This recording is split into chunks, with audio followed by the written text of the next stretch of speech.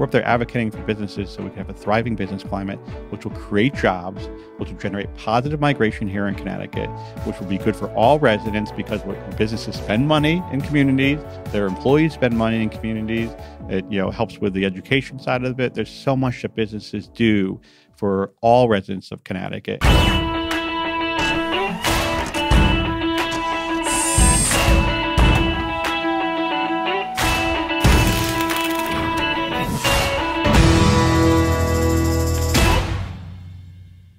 I really want to bring you value through these podcast episodes. So please hit me up and give us your feedback, a rating, a LinkedIn, Facebook message. Heck, send me a text message, 860-306-5033. Welcome to another exciting episode of the Made in America podcast. Today's a really special episode. I'm with Chris DiPentima, President, CEO of Cbia. Chris is a good friend of the podcast, was last on when he was the president of the aerospace division of Leggett & Platt after selling his family's business right here in Connecticut. Chris, thanks so much for coming on and looking forward to hearing what's going on at Cbia, my friend. Good to see you, Ari. So listen, it's the Made in America podcast. So we're going to start off with the same two questions, Chris. What do you make? Why do you make it? Well, I've been studying my predecessor as far as what we make at Cbia because today's day 3. According to Joe Brennan, what we make is doing business in Connecticut a little easier for our members and all businesses in Connecticut. And the reason why I got involved in Cbia and took the opportunity is I think there's a lot of opportunity here in Connecticut to have a thriving business climate that will benefit not only our businesses, but all of Connecticut residents.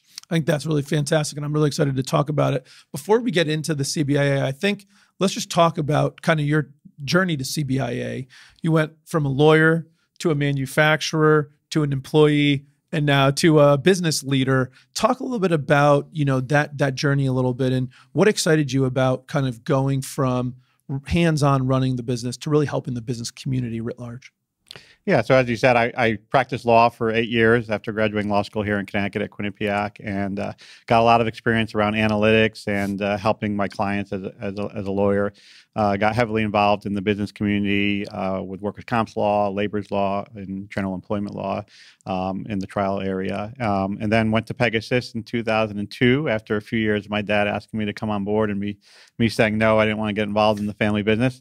And then eventually took over for him as president in 2006 after learning the HR and finance side of the business, and then eventually getting into operations, and then taking over as president. And lots of ups and downs and lots of learnings and the family business, not only the family side of a family business, but running and leading a business, having never led one before, going through a couple turnaround situations, including the 08-09 financial crisis that we had.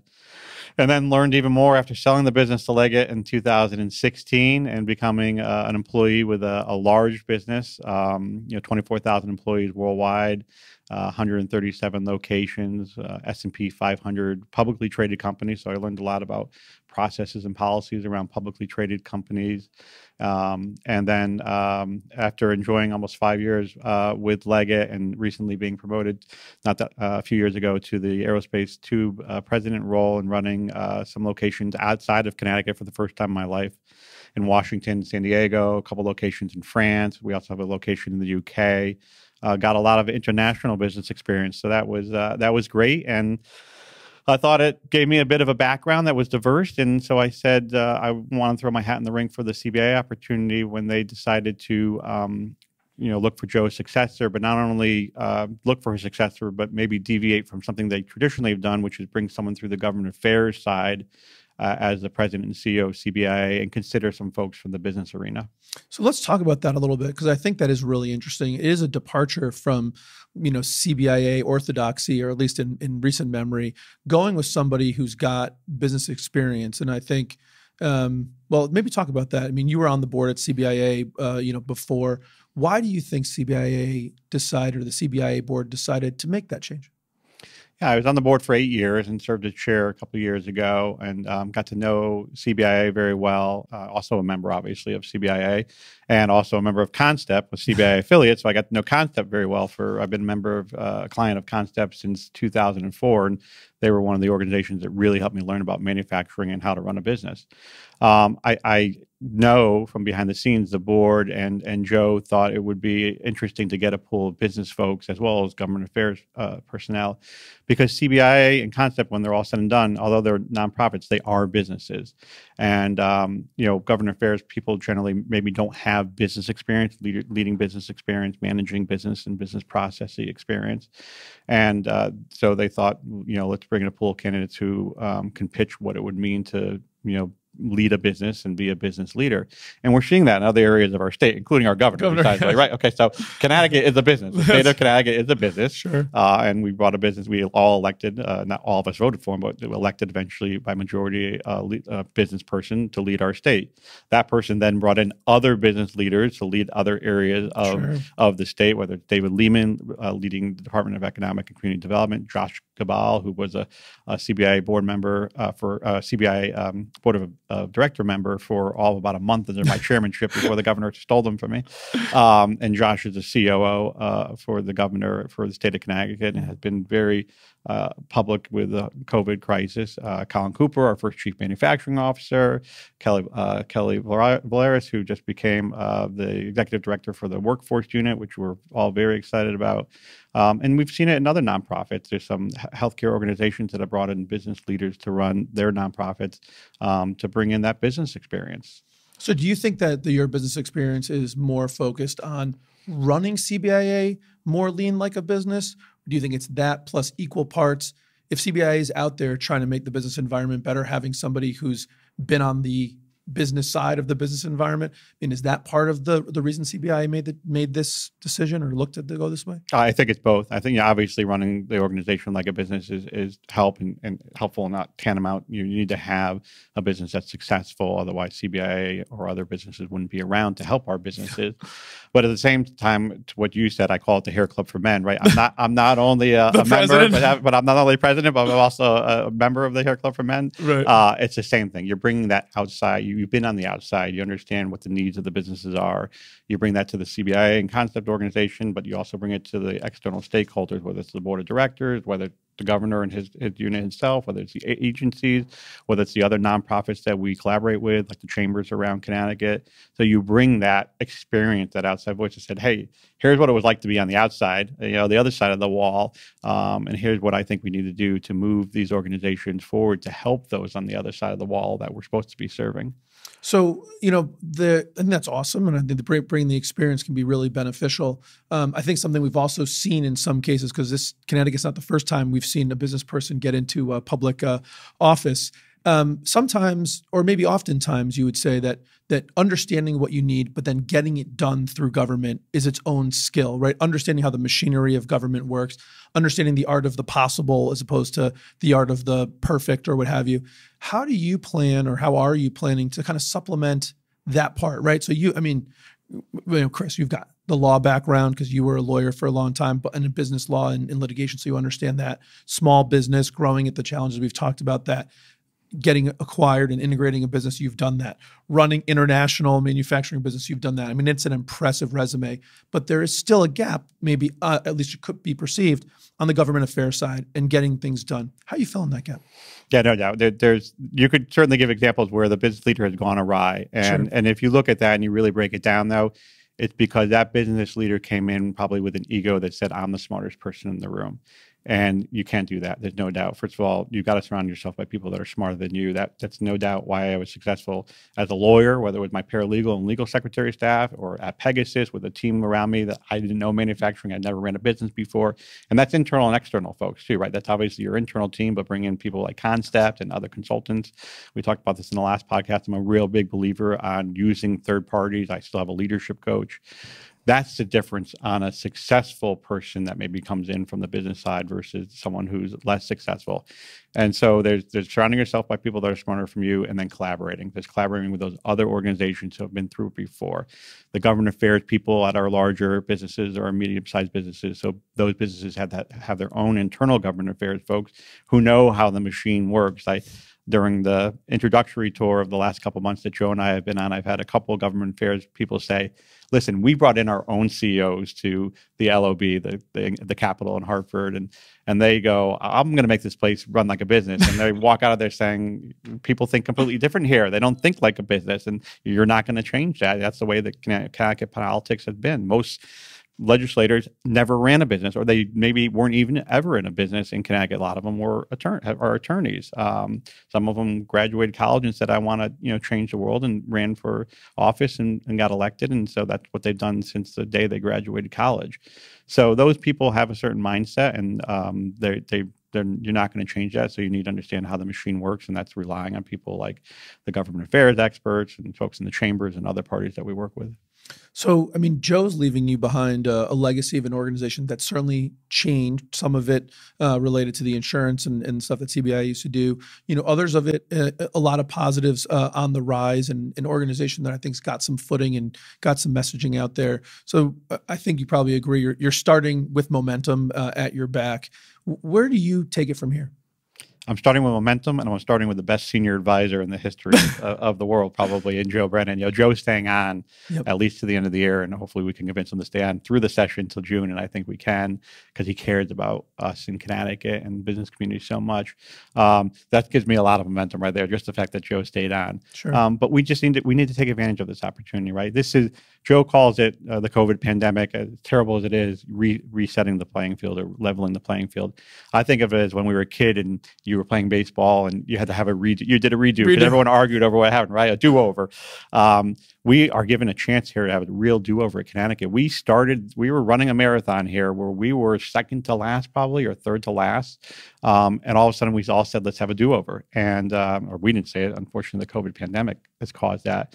We need to take advantage of that do-over, and we have. I mean, we have some of the lowest infection rates in the country. We just had Dr. Fauci here the other day saying Connecticut is in a really good place, and maybe won't even see a rebound in the fall if we continue our social distancing and our mask wearing and a lot of the great guidelines we put in place and the travel restrictions.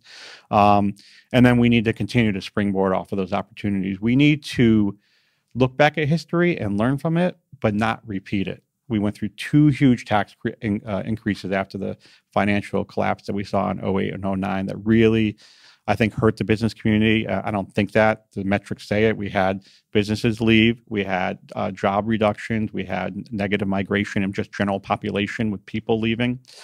We need to learn from that, and then we need to do things differently. And I think one of the first things that Joe has started at Cbia really expanded on during the COVID crisis is collaboration.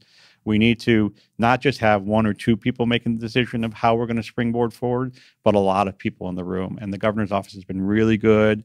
Joe and Commissioner Lehman worked together on defining essential businesses, including making sure manufacturers were deemed essential, because early on it was, do we do aerospace? Do we do defense because of the federal requirements? And they eventually came to the decision it's going to be too complicated. Let's just do all manufacturing. It's so critical to Connecticut's economy. And so that collaboration is something we need to continue to do leaning forward. As you know, that's something I love doing. I love bringing people together and collaborating, because I know when I get into a room, I'm always the dumbest person in the room. I have the least amount of knowledge, and let's get people together and then mediate those people to come up with the best solution. We said this before, but my quote is, innovation changes the game, and collaboration is the foundation of innovation. So when it's all said and done, collaboration is the game changer. And we need to all remember that. We need to all embrace that to move forward and do something different in order to continue to spring forward. Do you think collaboration is going to be sort of the foundational framework of the DiPentima regime at Cbia, if I can?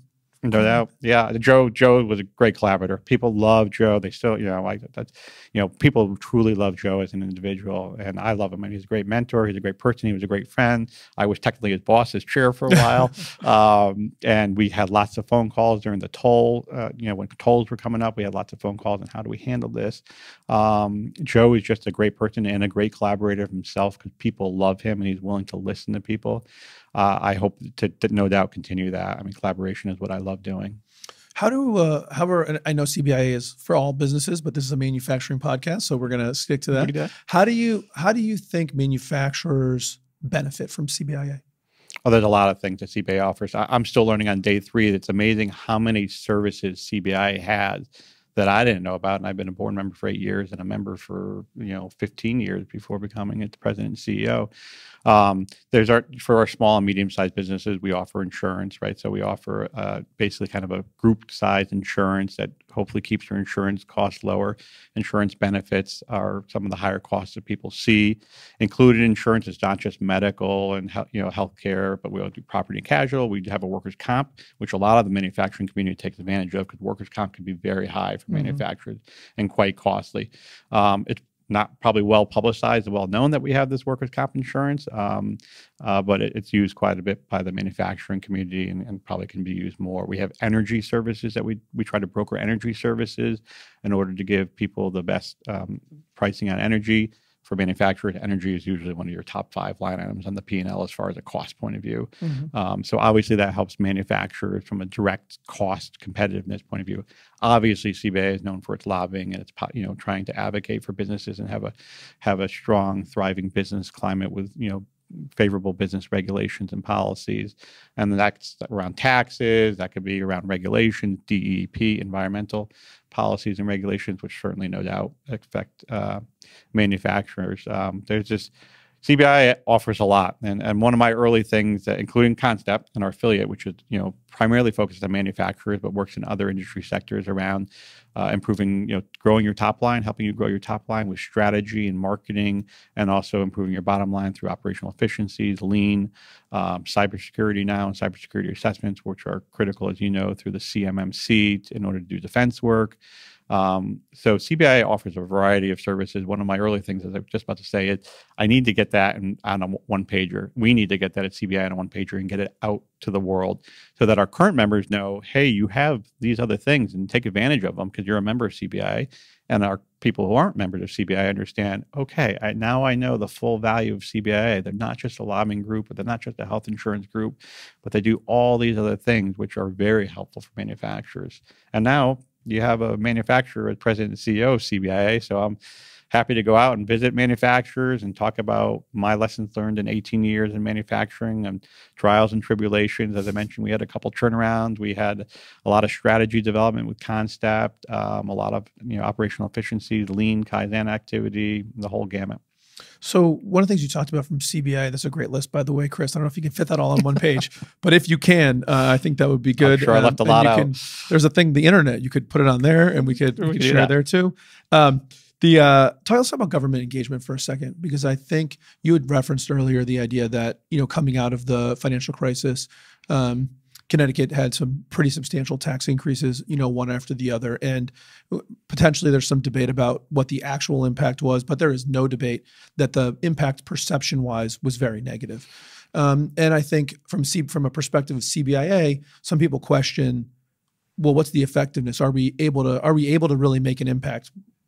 What do you say about that going forward? Can CBIA make an impact in terms of preventing bad things from happening and hopefully turning things around and making good things happen from a legislative front?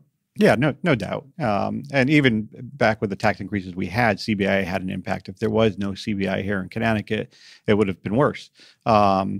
Joe talks about it all the time. One of his fondest moments, unfortunately, was in a bad time when we had one of those tax increases and a huge tax package came through the legislation. And then Governor Malloy and his administration, to their credit, reached out to Joe, and Joe, to his credit, really fought hard and had a very loud voice back then. And I think that's some of the legacy Joe will lead. He switched CBI and really became more aggressive and a louder voice in that time of despair, if you will, and worked with the administration to roll back some of those tax increases that were going to come out. So it was less painful. It was still painful, but it was less painful.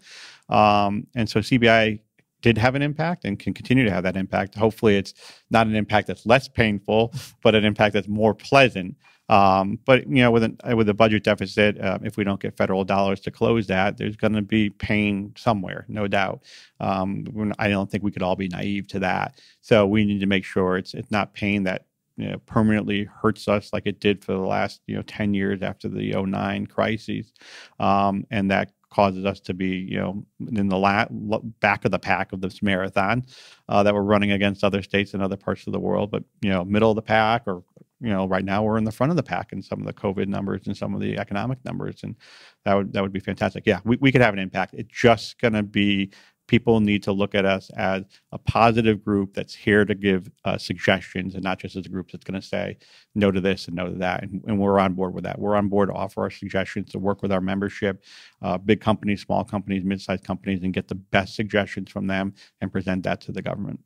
So, yeah, I think a lot of people don't necessarily know that. I think, and I might get these numbers slightly wrong, but I think it was somewhere between $300 and $400 million of tax increases that were originally approved that CBIA worked with the Malloy administration to rescind, which, again, to your point, is just a reduction of pain, but a significant one. And I think that's an important trend in the next direction. So you talked about sort of the messaging from CBIA. Do you see a tone change coming from CBIA to the public? I do see a tone change coming. I see maybe a messaging change is even better way to say it than tone change. I told the interviewing committee when I interviewed with them, of the board, one of my priorities was to change our messaging a little bit. And this is not necessarily a criticism of how it was done, but this is that just for men. This is the outside member telling you, and that is two things. One, positivity. Right, there is a lot of positive things going on. You've had this podcast for a year now. Congratulations, and you've had positive stories every time on there. And there's more positive stories even outside of manufacturing as well. We could fill a lot of internet of positive stories here in Connecticut, but in this day of media, and it's not just here in Connecticut, it's all about the negative stuff. If there's a car wreck and a kid getting a scholarship, the car wreck's going to get the headlines on the TV. So positivity, no doubt, there's more. Continuing to highlight the positive, but not just in a Pollyanna way.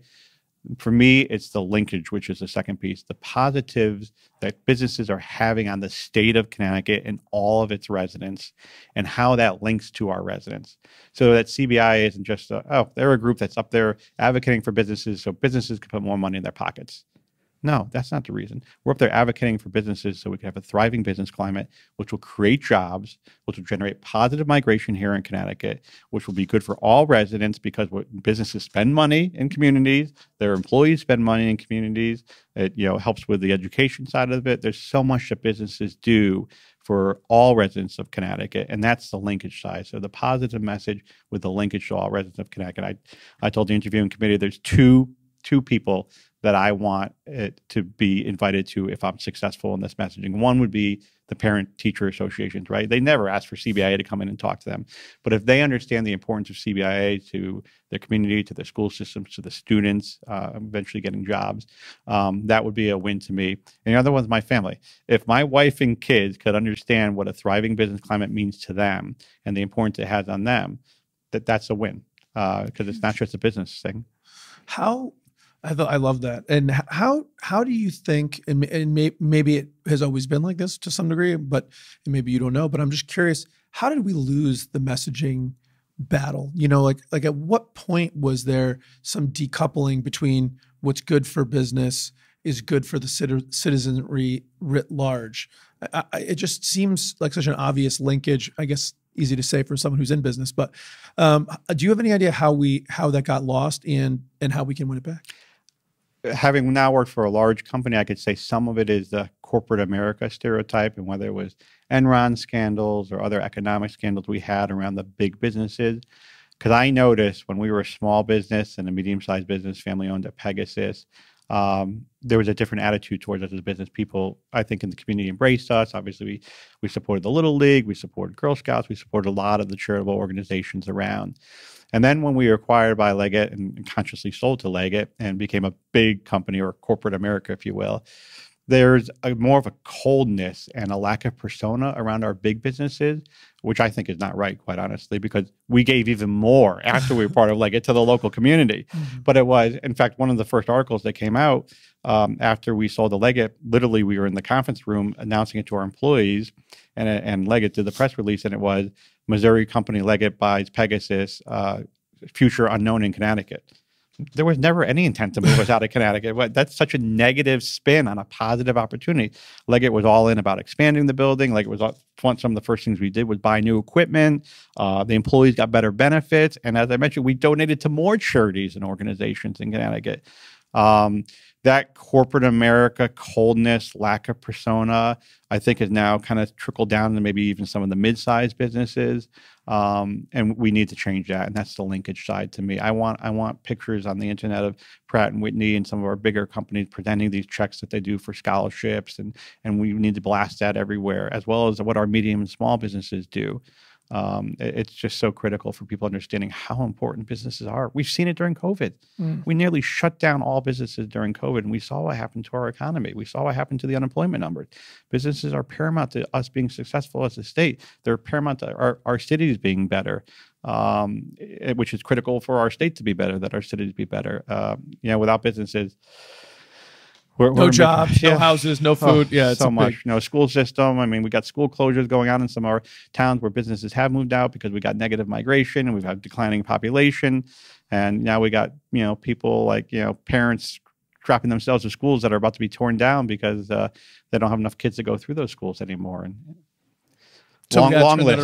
Long list. So it sounds like what you're saying is it's not so much that the reality of big businesses that it's cold and uncaring and doesn't communicate, doesn't do anything for the local towns that they're in or whatever.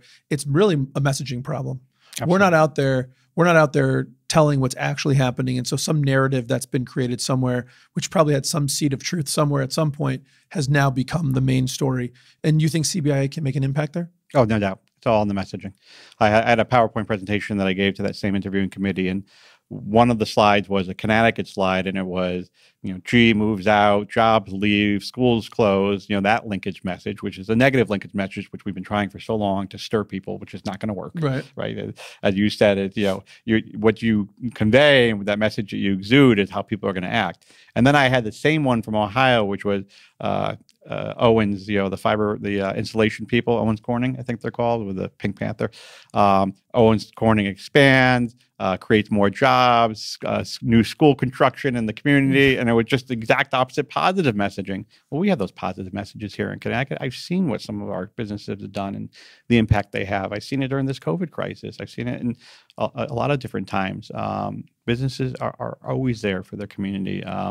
They do so much. We probably can't even list it all, but we need to start doing a better job. It's all messaging. Are you guys doing anything from a staffing perspective or organizationally at CBIA to facilitate this I don't know, we're going to call it messaging offensive? Yeah, absolutely. So my near-term things, after a couple months of listening to the internal stakeholders, the employees of CBIA, Concept, and Ready CT, our other affiliate, as well as the external folks that I've been talking to, including the guy on the other side of the table from me right now, has been, I want to integrate the organization so we can get that one pager down, right? So we are, while we'll still have our own brands, our CBIA, Concept, and Ready CT brand, start working collaboratively more together so that our members understand more simplified what are those services that we offered. So that's the integration that will happen with the organization. From that, there's no doubt in my mind we'll be able to grow. We'll be able to grow the organization. And that's not to grow to put money in our own pockets, as some people outside of the business world seem to think. That's to then invest. We're actually going to start the investment first, probably before we finish the integration and grow. So we're going to start right now. We're going to be announcing some expansion of our communications department and our public policy folks. We're creating a media relations position and transferring an individual currently in the organization over there who will focus on our external communications, our relationship with our media, which CBI used to have a media relations group, but as you mentioned, with the insurance proceeds going down, there was budget cuts. But we're gonna start to reinvest back in that. That person will also be responsible for the positivity communication, the linkage communication, working with our communication group, social media. We're going to do more on social media. We're also expanding our lobbying team. So we're going to grow our lobbying team, both in quantity and in quality, the experience as well. And we're currently recruiting for that right now. And we're also adding what CBI has traditionally called a grassroots or outreach position.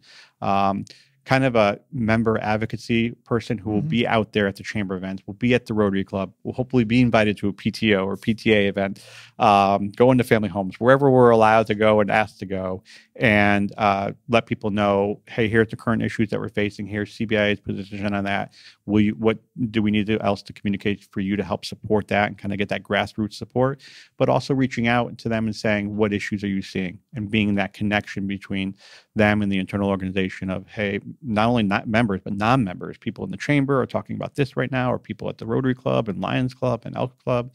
These are the issues that they're facing in Connecticut. So there'll be no doubt an extension of me and that kind of connection to the external world outside of our walls. So in a time where a lot of people are reducing, we're actually expanding our staff. We're doubling down on our investment to get more of that going. And turn some good news and make it keep coming. I like that plan. There's a lot of other groups in Connecticut. You know, people comment about the alphabet soup, and for a small state, there's a number of different groups. But I think there may be some opportunities there. I'm curious your thoughts on how does CBIA, certainly as the biggest group in Connecticut, how do you see CBIA being able to work with, you mentioned chambers, you mentioned Rotary, maybe Lions Club, you know, certainly on the manufacturing side, there's a number of, you know, SMA, EMA, manufacturer, CT, ACM, and other organizations, you know, Connecticut Tool. So how do you see CBIA communicating with those other organizations so that we have a more collaborative, positive joint message instead of competitive? Yeah, CBIA's role is as a conveyor, right? They're convener to bring those folks together, whether it's that hub inside the spokes that you just talked about, or just a way to bring people together. And CBIA has done that under Joe's leadership, and will continue to do that. Under Joe's leadership, we had the Connecticut Manufacturers Collaborative that was created, which brought together the 7 larger manufacturing organizations in Connecticut. And CBIA's role was just to facilitate them, bringing them together and let them talk amongst each other, hear what they have to say, and then try to get them to support on some of their issues, whether it was public advocacy, lobbying support, or anything else that they needed. And we continue to do that with the CMC, the Connecticut Manufacturers Collaborative. And it's been one of the most effective collaboration examples that we have here in Connecticut. And if people dispel or discount collaboration and bring organizations can't bring together, they're all their own little fiefdom, they all don't play in the sandbox together well, that's an area that we just point to and say that's been incredibly successful. They created the chief manufacturing officer's position. Their first initiative in the CMC was a manufacturing czar, which then became the chief manufacturing officer. And then they advocated for Colin Cooper to be that person in that position, which was a home run. Mm-hmm. That has helped change the state around for manufacturers. They now have a voice inside government to go to.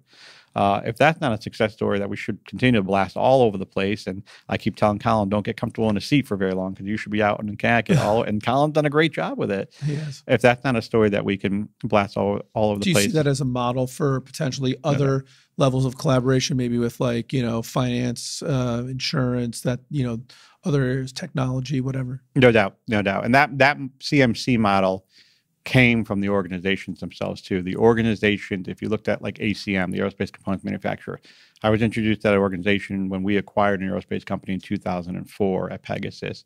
And we acquired that company and they mentioned this organization. And I said, well, what do they do? And they said, well, a lot of it's networking and best practices. And I said, oh, what do they kind of share, you know, secrets with each other? They said, no, they actually have meetings at other facilities and you get to see what people are doing. And I was like, you get to see what your competitor is doing? And they're like, yeah, you know, the philosophy is there's enough business to go around here, and we're stronger as a group to go get that business than we are fighting amongst each other. And that ACM, that EMA, that CTMA, that Manufacturer Connecticut, which is the old NHMA, SMA, that kind of collaboration generated then the eventual collaboration of CMC. And I, no doubt, that's what other industries need to do. They need to, some folks say, check their egos and maybe their titles at the door, not only the titles of themselves, but their companies, and say what's best for the industry. And CBI under Joe has done that. The chambers have come together. We've created, under Joe, they've created the CACCE, which is the executive members of the chambers, and we have a weekly call together. And right now they've been part of our Rebuild Connecticut campaign, and hopefully spending and supporting your local businesses. And we're going to continue to do more collaboration like that. Joe facilitates the Connecticut Business Roundtable, which is our 9 largest companies in Connecticut coming together, mostly around advocacy. But now they started sharing some best practices around COVID with each other. You know, CBI is right in the middle of that, all that stuff. And we'll continue to be that middle. We'll pull people together as long as people are willing to come together. And I think Connecticut will thrive as a result of that. You don't see that in other places. As I said, I ran companies in Washington. I ran companies in Southern California and France. You don't see that type of open door collaboration. We're in it together, Yankee ingenuity, You don't see it. You don't see it. I haven't seen it other places. ACM, when I was a chair of ACM for a while, years back, ACM was what all other areas in the world wanted to be, whether it was Midlands in the UK. They said, we can't get our organization to be like you guys, to be that open with each other.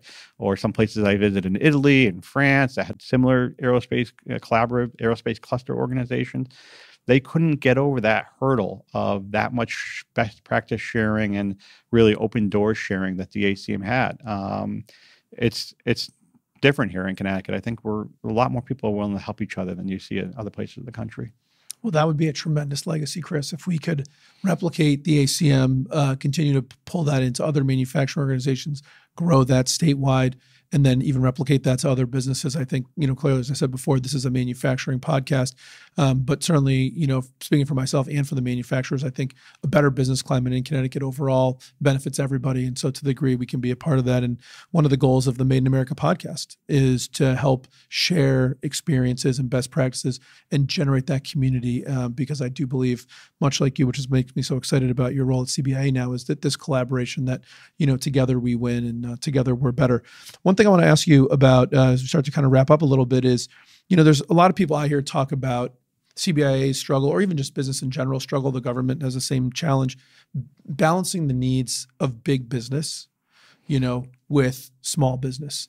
And as much as people make business a monolith, I think we all know that the needs of Pratt & Whitney and the needs of IT Direct or whatever don't always converge. How do you foresee being able to kind of thread that needle? It's different services, right? It's different value props. And that's what CBI has done a good job of over the years. We talked about that list of member services. Not a lot of them would probably apply to the big companies, or maybe the big companies wouldn't utilize them.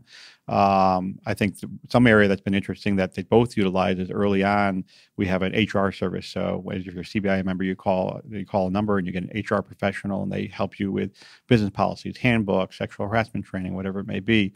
And mostly our small and mid-sized businesses use that. During COVID, some of our larger members were calling them and saying, okay, what's the COVID handbook? What's, a lot of these guidelines out here, they're really confusing. So I think the businesses, even though they had all these resources that they do have in HR and legal, were just as confused as the small and mid-sized businesses, because things were changing every day. In fact, at the CMC, we sent an email out fairly early during the crisis. I want to say it was maybe the third week of March, right when the state was shutting down. And I sent an email to the leaders as the chair of the CMC and said, people are going to be relying on you all as the leaders of your organizations and all the members that you have to navigate through this very fluid time that it sounds like we're going to have. So I think it makes sense, instead of us meeting every month, maybe we should meet 3 times a week or every day or what have you. And we decided to meet 3 times a week. And sure enough, things were changing so fast. I wish I could say I was that smart. I wasn't that smart. I was concerned myself personally running a business and wanted to lean on those folks to help me get through that time. And we continue to meet 2 times a week. So we met from 3 times a week to 2 times a week during COVID, because things are changing so quickly. And that's how it's been for the large companies too. So there are some services that go across all of them. Otherwise, it's just different value props. A lot of the big companies rely on us to be an extension of their government affairs and lobbying group, and go up there and advocate for, lower taxes or no tax increases and pro-business regulations. Well, the small and mid guys want that just as much too. So, that's an area where they certainly intersect and cross over from each other. And then if there are areas where, there may be a conflict, which I would struggle with, try to understand what those areas would be. We've just got to understand what's important for the vast majority of folks in Connecticut. That makes a lot of sense to me. How can businesses, in kind of support of your collaboration concept and this being in this together, how can listeners to the podcast, business leaders across Connecticut, what can we do to help support the positive work you're trying to do and the goals that you had just outlined at CBIA of really trying to get the entire Connecticut population to understand the value of business and really continue to build on the momentum and make the business climate in Connecticut better and better and better? I'll certainly become a member or use our services at Concept. We do bring our members together in subcommittees. We have a tax committee where we bring some of the smartest tax individuals from our member companies together to try to understand what should we be doing on tax policies. How do we make the state more competitive, but without losing the revenue that the state critically needs from our tax side of the business.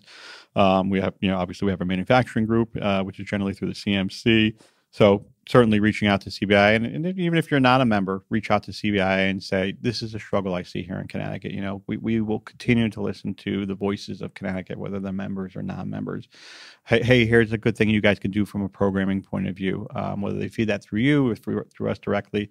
We are happy to listen. We are open book. I think CBI has been more nimble than people give it credit for, as far as, you know, putting programming on or making adjustments to the services provide, and that's why we have such a long list of services.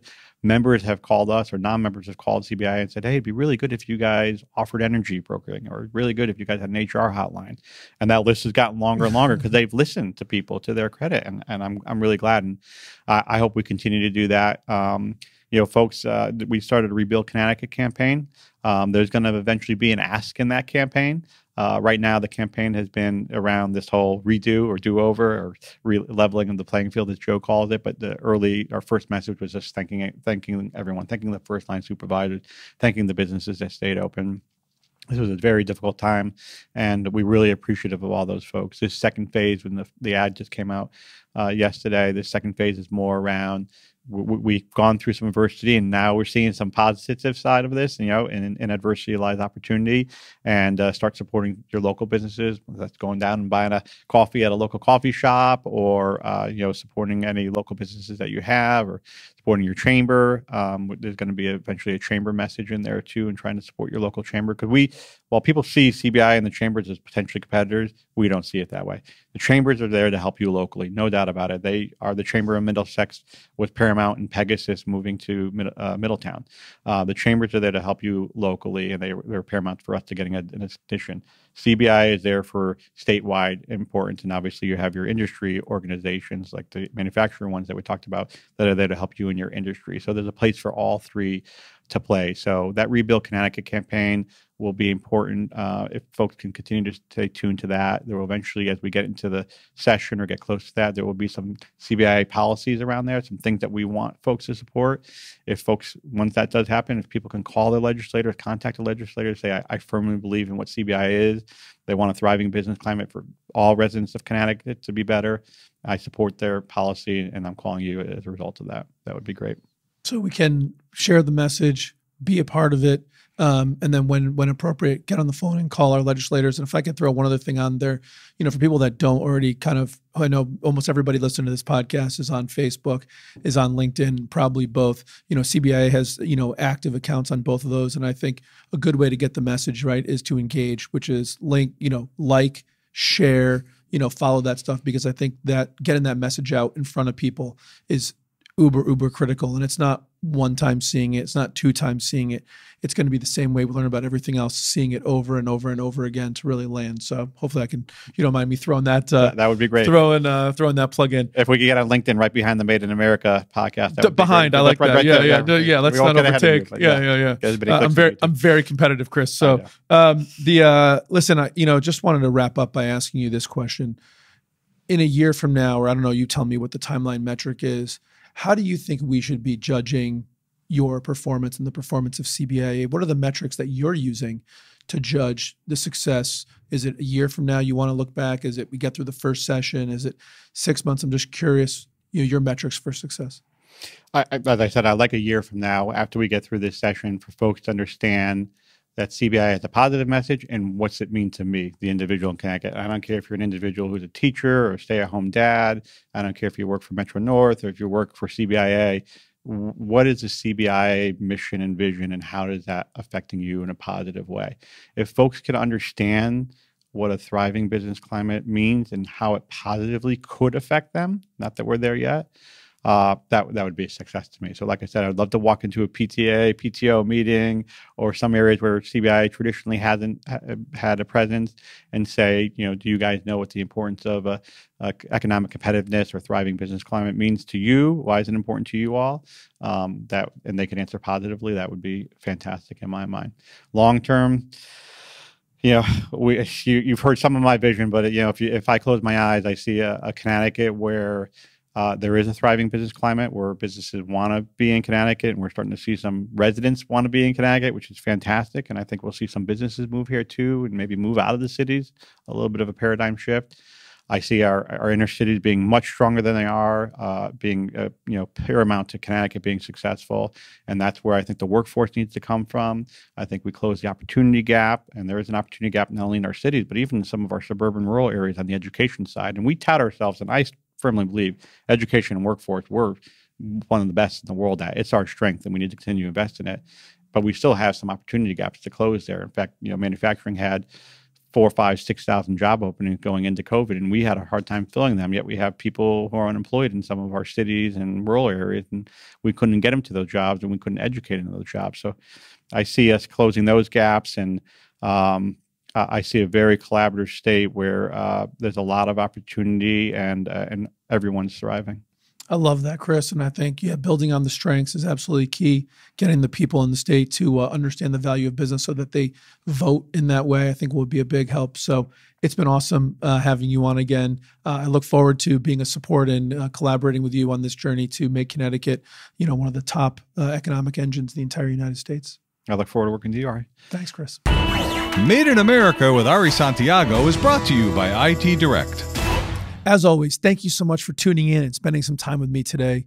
My goal is to help build a community where we can learn and grow together. Your input, feedback, and engagement is critical to making that happen. Please do comment, like, and subscribe so more and more people can hear what we're doing and join our community of growth and success. Thanks so much for tuning in. Talk to you again soon.